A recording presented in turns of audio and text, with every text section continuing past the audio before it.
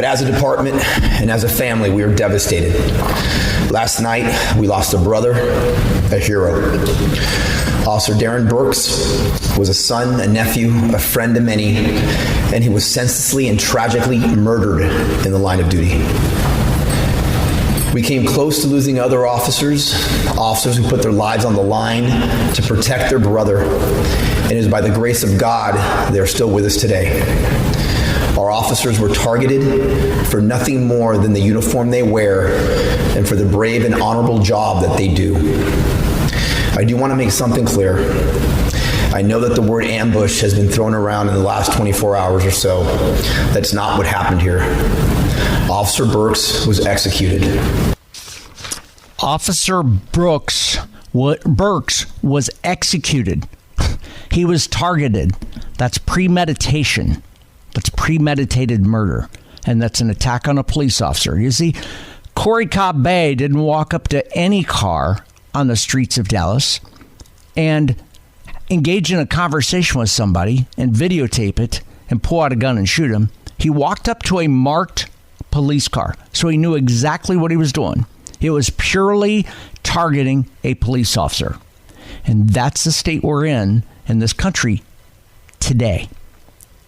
My name's Jeff. It's West Side Jeff. Sitting in for Chris Kroc. Chris is off tonight, Monday night. He'll be back Tuesday night. And as a man who knows a lot of cops, I've ridden with a lot of them. I sympathize with them. My nephew is a police chief. I'm born and raised up in the state of Ohio, by the way. My nephew is a police chief in northwestern Ohio. Our officers, our law enforcement, our cops, our street cops, all of our law enforcement is under attack right now. And last night, it started last night at about 10:30 or so local time. And today, Chief Eddie Garcia, did that press conference just an hour or 2 hours ago. And I watched the whole thing. And to hear him say that as a department and as a family, we're devastated.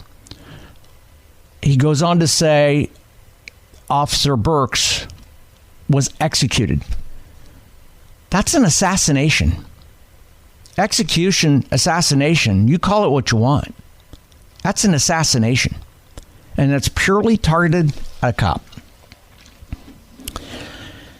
It's a wild situation we're in right now. And it's a very sad situation we're in right now. It's hard to talk about these kinds of things. There's so many things going through my head that you and I have to talk about. If you want to weigh in, I'd love to hear your comments, your talk, your thoughts at 800-288-9227, 800-288-WBAP. I'm also across social media at Westside Jeff. I have a couple thoughts. The first is, after watching this press conference today, an hour or two ago, I get to ask you, how are you feeling about Eddie Garcia as our police chief tonight?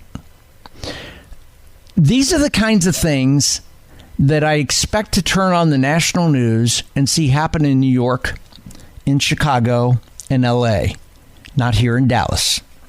These are the kinds of things that you wake up and say, wait, this happens somewhere else, not here. This doesn't happen here. Today it did. Or last night it did. And we're dealing with it today. The Dallas Police Department is understaffed. They've had retirements. Last I've talked to a couple of their officers, they are about 1,000 to 1,500 officers short. And they're hiring. Go to their website, you can see they're hiring. My question to you also is, how does an incident like this, what do you think an incident like this does for recruitment for officers? I got some very specific thoughts on that we'll get into tonight. Again, 800-288-9227, 800-288-WBAP. I have run into cops who have said to me, Jeff, I can't protect you. You're going to have to protect yourself. And in many of those cases, it's because those officers are not supported by senior leadership. I'm talking about chiefs of police. I'm talking about mayors. I'm talking about city councils. Do you, as a Dallas resident, do you believe that the city council is behind and encouraging the mayor to build a strong police department? And do you believe the mayor supports Eddie Garcia? Let me tell you my thought on Eddie Garcia. I'm damn proud to have Eddie Garcia as my police chief. He is freaking phenomenal. This is where I'd be usually dropping F-bombs. I feel so strongly about that. I'm honored that Eddie Garcia stayed in Dallas. We are at great hands with Eddie Garcia. I just hope the mayor supports him, and I hope the council does, and I hope all of leadership in this community supports Eddie Garcia. We need to continue to build upon our police department. We need to put more officers on the streets, and we need more support for our officers. That's my opinion. I want to hear your opinion. 800-288-9227. 800-288-WAP. We'll continue this conversation in about 7 minutes. I also want to talk about another travesty story that happened today that doesn't impact us here in Dallas, but a story that's not localized here in Dallas, but impacts us from a different angle. If you haven't heard the news, last night at about midnight East Coast time, earlier than that actually, a story broke on the East Coast, New Jersey, where a pretty high-level professional athlete, hockey player, NHL hockey player, Johnny Gaudreau. He's a member of the Columbus Blue Jackets up in Columbus, Ohio. By the way, I was born and raised in Columbus. Still have a lot of friends and family up in Columbus. When I was last up in Columbus, I also covered a lot of things around the Columbus Blue Jackets and got to know some of the teams, some of the leadership, some of the players. I don't know a lot of them now because I've been gone for a while, but I got to know them. And a couple things that I learned about the Blue Jackets. The people in Columbus, relatively new to hockey in the last 20 years, but have become hockey fans. Johnny Gaudreau was in New Jersey, he and his brother, for the wedding of their sister. Their sister was supposed to get married today, I think in Philadelphia. They were supposed to be groomsmen.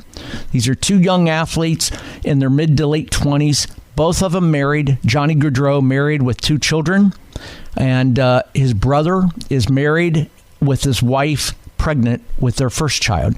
They are not only hockey players, Johnny is a superstar in the NHL.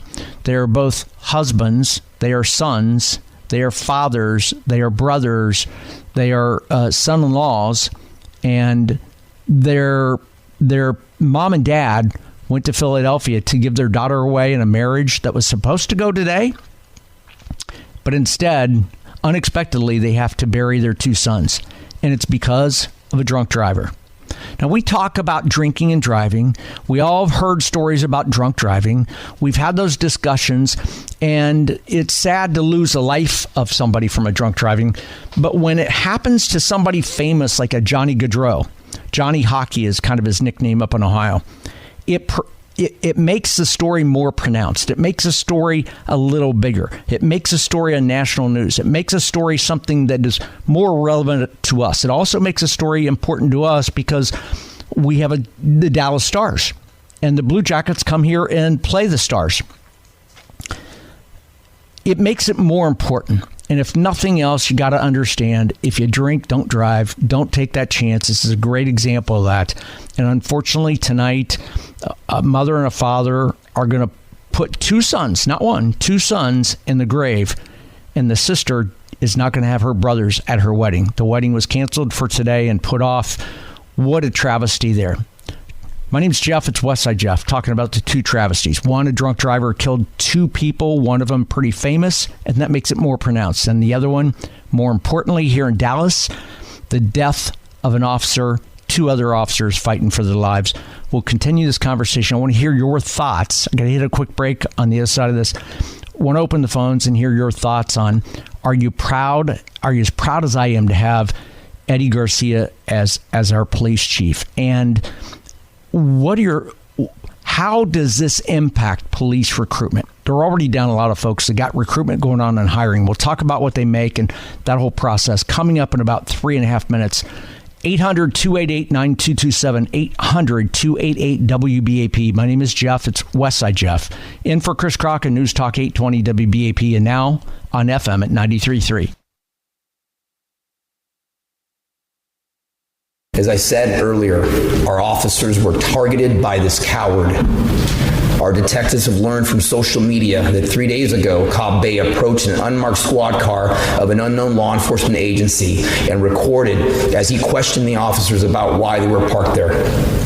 He expressed problems with his personal and professional life online. And 1 day ago, he made a post indicating an event was happening on Friday. The investigation determined last night was premeditated, again for no other reason than the uniform we wear, that my men and women proudly wear. The officer was targeted, and the perpetrator, and I'm not going to say the guy's name because I don't, my belief, and it's my personal decision on this, my personal decision is he doesn't deserve the time of publicity on this radio station because he shot and killed a cop, and 2 others in the hospital. He's a perpetrator. That's what I'm going to call him, the perpetrator. You want his name, you can go see it. But the reality is this perpetrator targeted a cop. He posted online that an event was going to happen on Friday, and it did. And he went on to God, it's hard to... Eddie Garcia, by the way, unbelievable job, phenomenal. Proud to have Eddie Garcia be a part of Eddie. That makes me want to stand up for Eddie Garcia and makes me want to say, how can I help? How can I help? You got to be very proud to have Eddie Garcia as our police chief. We unfortunately, my name's Jeff. It's Westside Jeff, in for Chris Crock. Love to hear your thoughts on the events of the day today. The phone number is 800-288-9227, 800-288-WBAP. You can also hit me up across social media at Westside Jeff. I got a lot of thoughts. I'll jump around on this. I think the state of our culture across this country has devalued the efforts, the energy, and the value of great cops. And it started, I think it first started a little bit when the Rodney King thing went on in LA years ago. To me, it got worse when Obama was in the White House. I'll never forget watching a press conference with President Obama when he was talking about Trayvon Martin down in Florida. And President Obama got emotional for a moment and said, Trayvon Martin could have been me, could have been my son. And all I could think of, wait a minute, as the President of the United States, are you sympathizing with the perpetrator as opposed to with law enforcement? That's disrespectful. We've devalued police, and it shouldn't be any wonder that something like this happens. The surprise to me is that it happened here in Dallas. I expect this in New York. Over the years, I can remember officers being targeted, executed, assassinated in New York, where somebody walked up. I don't have the facts in front of me, but I remember a very specific one with 2 cops in a car, and a guy walks up and just starts shooting at the car and kills him. Or I think he killed one and the other one was injured. You expect that in New York. You expect it in Chicago. You expect it in LA. I don't expect it here in Dallas. Police departments across the country have a tough time recruiting, and events like today don't help. I have friends in radio sales across the country that I talk to on a regular basis because I've been in the business a long time. And many of those, I've talked to a couple dozen of folks in radio sales across the country in the last year or so.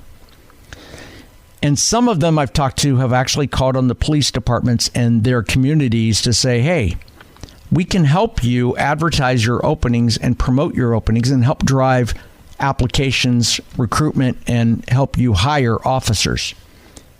And believe it or not, in a couple of those cities, the radio salesperson heard from the person on the other side of the phone, "Thanks, but no thanks.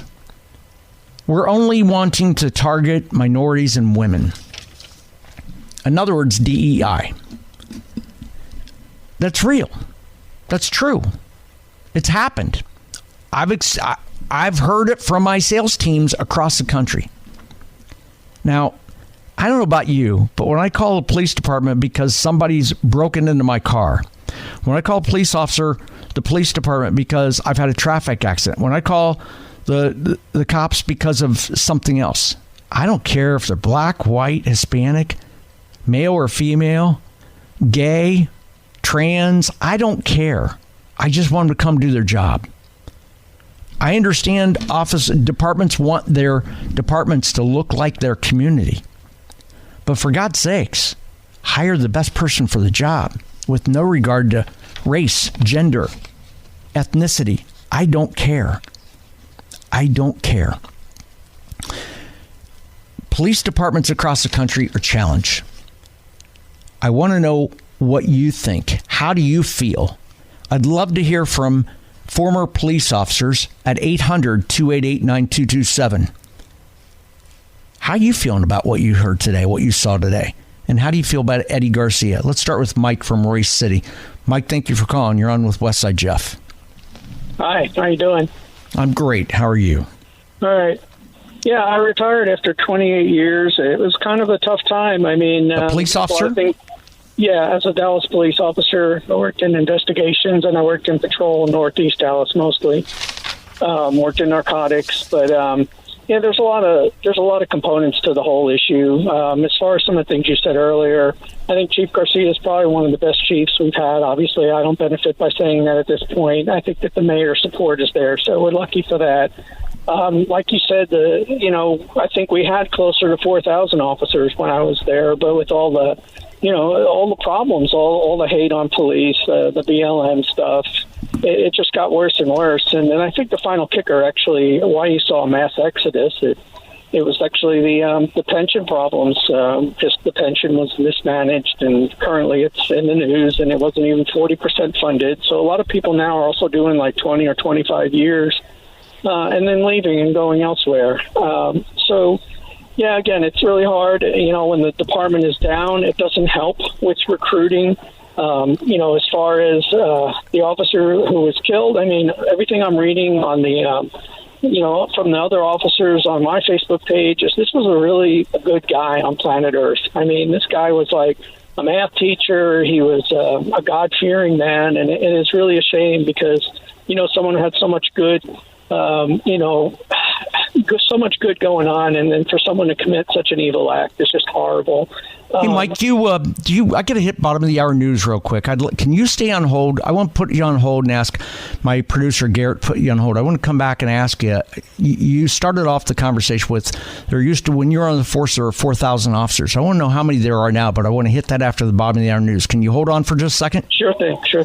If you will, Garrett, put it on hold. Let's. We got to get to Lori Waffenschmidt in the newsroom. Lori has a story on some audio from the press conference today with Eddie Garcia on the execution. I'll call it assassination of this officer. Some updates on that. That's coming up in about 3 minutes. On the other side of that, I want to continue the conversation with Mike from Royce City, a retired Dallas officer. I know that manpower is down. I know they have a tough time hiring. We'll find out how bad it is because he's as plugged in as anybody. We'll talk about that in about 8 minutes after the news. My name's Jeff. It's Westside Jeff. And for Chris Crock on News Talk 820 WBAP and now on FM at 93.3. Our preliminary investigation has determined that on Thursday, August 29th at 10:02 p.m., the suspect, identified as 30-year-old Corey Cobb Bay, a black male, arrived in the 900 block of East Ledbetter Drive and parked his white Buick. At 10:04, Officer Burks arrived at the location and parked near the front entrance of the building between call assignments. Cobb Bay approached Officer Burks and talked with him briefly through the driver's side window as he recorded the encounter with a cell phone. The suspect then pulled out a handgun and executed Officer Burks as he sat in his vehicle. Executed Officer Burks while he sat in his vehicle.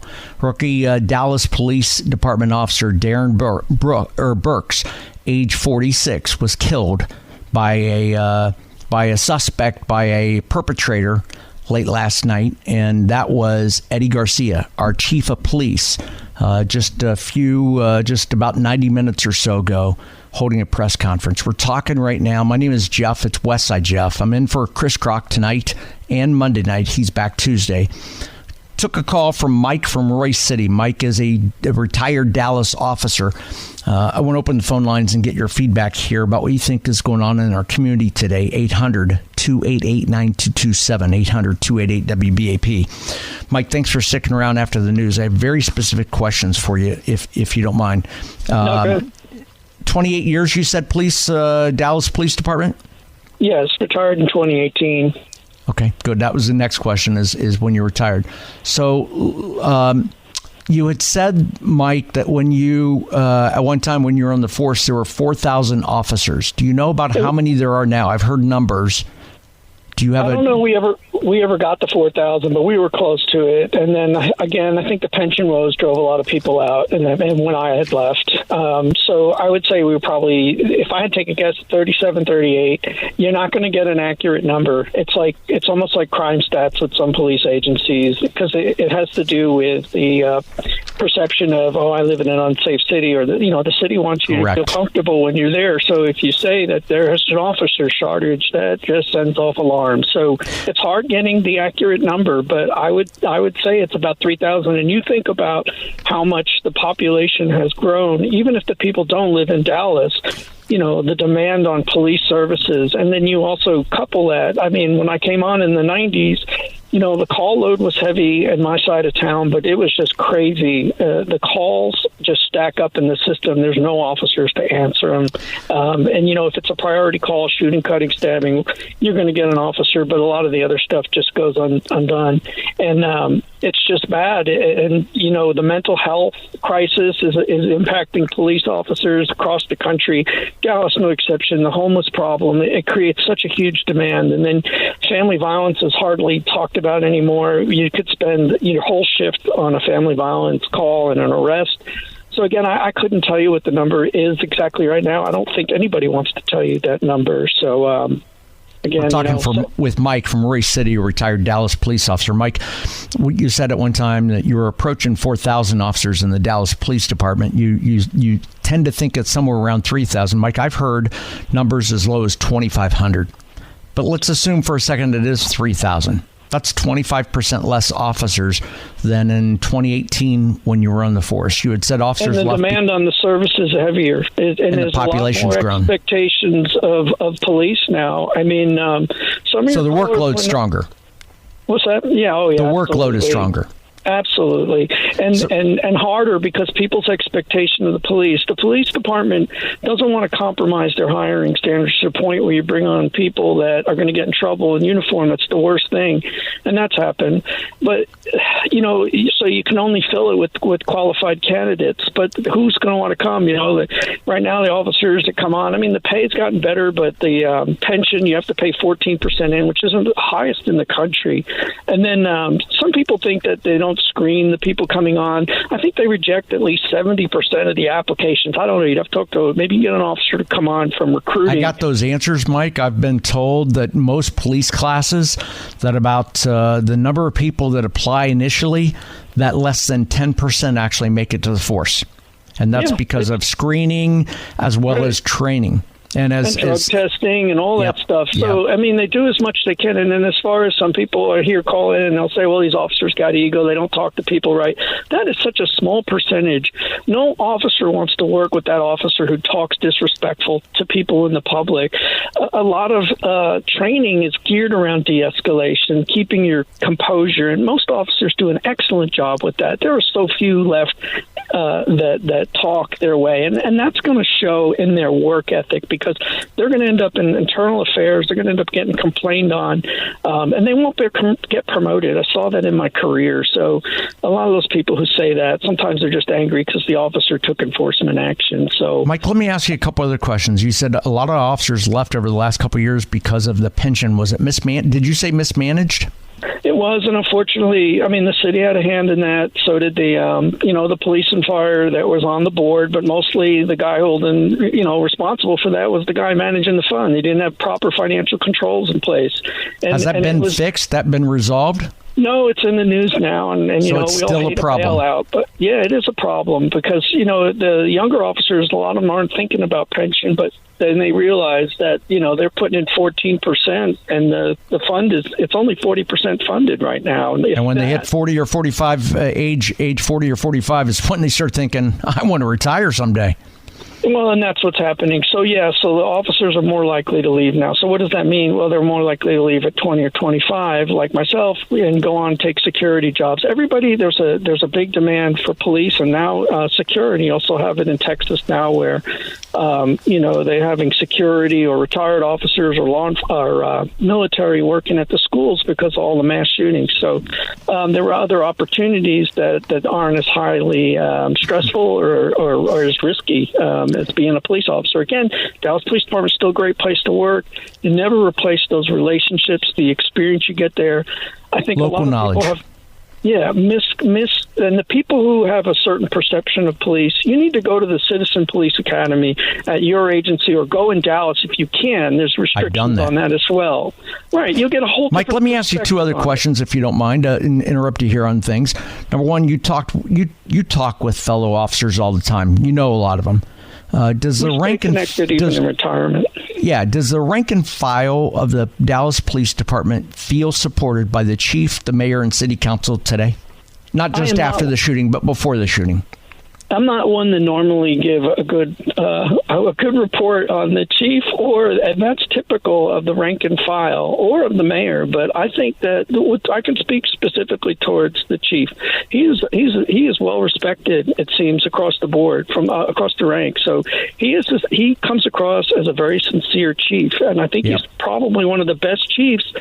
And until he's dealing with the hardest circumstances. Like, we had Chief Click, was a great chief years and years ago, and he had a different dynamic. The economics, the whole situation was different. This is all before COVID. This chief is dealing with a shortage of manpower, and I think he's doing about as good as he can. Some of the crime stats, my understanding, have actually gotten better. So, what about support from the mayor and the city council? I can't speak to those two as much. So the mayor, I think he's done good. I think that he's worked good with the chief, and I think he's probably been one of the better mayors for Dallas. So, last question for you, Mike, if I can interrupt you on this, and that is, what is the state of the morale of the rank and file of the police force in Dallas Police Department today? Not today, meaning after the shooting, but what is the morale factor like right now? Well, I mean, everybody's grieving right now because before the shooting. Loss. I mean, overall, before the shooting. I think that I don't know, the officers that I'm connected to personally that are still active, they really enjoy the job. They really enjoy the challenge and the camaraderie. There's a lot of aspects and a lot of personal growth.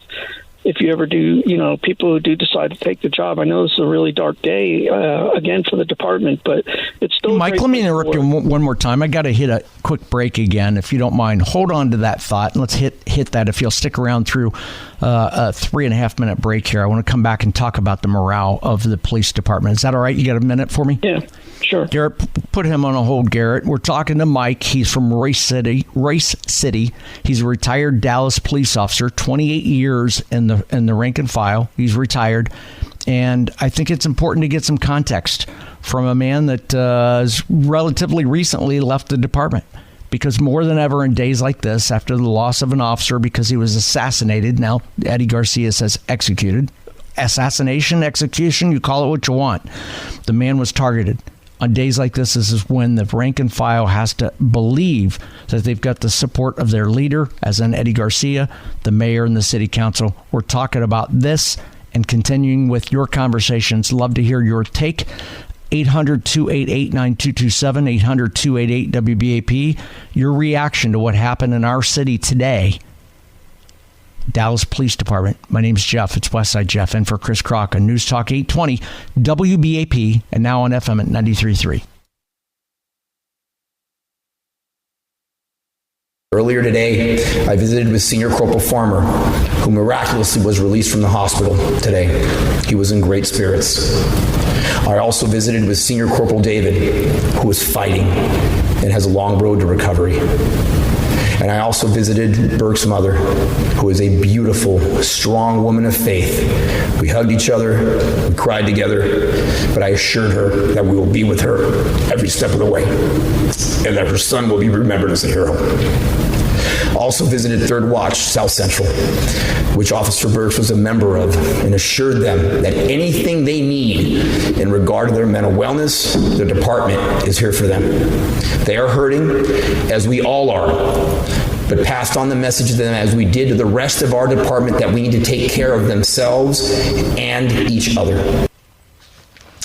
That was Eddie Garcia, Chief Eddie Garcia, just a little while ago at a press conference. And to me, that sounds like leadership. To me, that sounds like a man who gives a crap about his staff, his people, his community, his people's families. I'm impressed with that. My name is Jeff. It's West Side Jeff, and for Chris Crock. Talking with Mike from Royce City. Mike is a retired Dallas police officer, 28 years on the force. He's retired in 2018. Earlier, Mike said that when he was on the force, they were trying to get to about 4,000 officers. Not sure if they ever did or not. He tends to think they're probably down to 3,000 now. Also said that one of the reasons, Mike, you had indicated one of the reasons you lost quite a few officers is mismanagement of the pension fund, and that mismanagement's still going on right now. It's still a problem right now.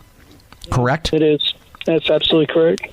The third thing I asked you talk with fellow officers all the time. Does a rank and file prior to today's event, not because of today, but if I'd asked you this a week ago, 2 weeks ago, does the rank and file feel supported by the chief, the mayor, and city council? And you said yes to the chief, yes to the mayor, didn't address the city council. As a former officer, did you feel supported by the city council?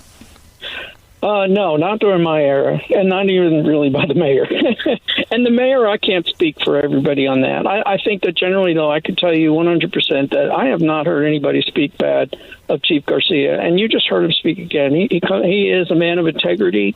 He knows policing. I think he is just a man of integrity, and I think he represents the Dallas Police Department very well. And again, I wouldn't say that about other people. Chief Quick was a good chief in years past, but again, he had a better time for the city to manage the police department, run the police department. You asked me about the morale. It's kind of hard because it just depends on who you talk to. I can tell you this, is that some people come on and work for Dallas for a couple of years, and then they said, yeah, this has been interesting, but it's too much. I'm going to go do something else now. Or they're just looking to, they have a degree. They can go on and work for the feds, So there's other opportunities. It's kind of like we've been the training ground for other departments. And some of the more frustrating part of that before Chief Garcia was we had some really good chiefs, who could have been the chief of the department, but they move on and go to one of the suburbs and become really great chiefs there. So that was kind of frustrating over the years. We're talking with Mike. He's from Royce City, a former retired. He was a former Dallas police officer. He's currently retired. Mike, one of the things that sticks out to me about this, name is Jeff. It's Westside Jeff, and for Chris Crock. One of the things that sticks out to me like this, and my background, so you know, is I was born and raised up in Columbus, Ohio. When I was up in Columbus, I got to know a lot of cops and a lot of guys in the force and leadership, including the chief of police. And you talk about an absolutely mess. The Columbus Police Department was one of those. And in that case, in a lot of cities across this country, it's very telling that an event like that occurred last night that Eddie Garcia is talking about today, many departments or many municipalities would not allow their police chief to take the lead role as the press guy for this. Many times the mayor would step in. Many times the city manager would step in or the head of city council. That speaks volumes to me that the mayor has allowed Chief Garcia to be the primary spokesman throughout the day today, and that he's taken the lead on this and not deferred to the mayor and city council. A lot of other municipalities would pack their city council and their mayor in there and deflect it. Not in this case. I appreciate Garcia being there and standing up and in a leadership position and emoting at the microphone. Your immediate thought on that? I think he did an excellent job. And if I had to take a guess, I think they probably have a very good working relationship. And you don't want to hear from the mayor. I was at a funeral, one of the department funerals, and a former mayor showed up. He was the first one to get up and speak for the cameras, and the speech itself, the content was great, but it was not sincere at all. And then as soon as he was done, he didn't listen to all the other officers who got up and spoke about the person who was killed, the fellow officer. He left. I watched him, and that really rubbed me bad. So again, Chief Garcia and the mayor, I think, probably have a good rapport, and he has earned that right. That's who you want to hear from. And again, I think he represents the Dallas Police Department really well. The thing that, Mike, you said that stuck out to me most is that a lot of officers left because of pension, and that's still a problem. And it's still an issue. It needs to get resolved. And thank you for sharing that. Thank you for calling in. Thank you for being part of the show and staying through this, because that's real important conversation within the community. Again, we need the community support, and anybody, continue to pray and for Officer Burke and his family, and his own family and his family in blue. So. Mike, thanks for calling. Thanks for listening. I appreciate it very much. Coming up in a matter of minutes. By the way, if you would like to weigh in on this, I'd love to hear your opinion on what happened today and your thoughts within our community. Are you proud to be a Dallas member, a Dallas resident, and have Chief Garcia at the helm? It's a dark day for the loss of an officer here in Dallas and the shooting of a couple others and the assassination. Chief Garcia said execution. I call it assassination. The man was assassinated for wearing a badge, for wearing a uniform. It's a dark day in Dallas. If you got an opinion, I want to hear it. 800-288-9227. It's 800-288-WBAP. In about 3 minutes, got Lori Waffenschmidt over in the newsroom over there. And she's got an update on the presidential campaign and the events from last night with Kamala and the little press conference she held and Trump rally today. Out on the stump. She's got an update on that. On the other side of the news, I want to continue this conversation about policing in our country today. And I have a very strong opinion, a very strong thought on it how would you feel having a loved one on the force? Is it worth it? Would you support it? And for those of you that do, I want to hear from you. 800-288-9227. 800-288-WBAP. Westside Jeff is my name. I'm in for Chris Crock on News Talk 820, WBAP, and now on FM at 93.3.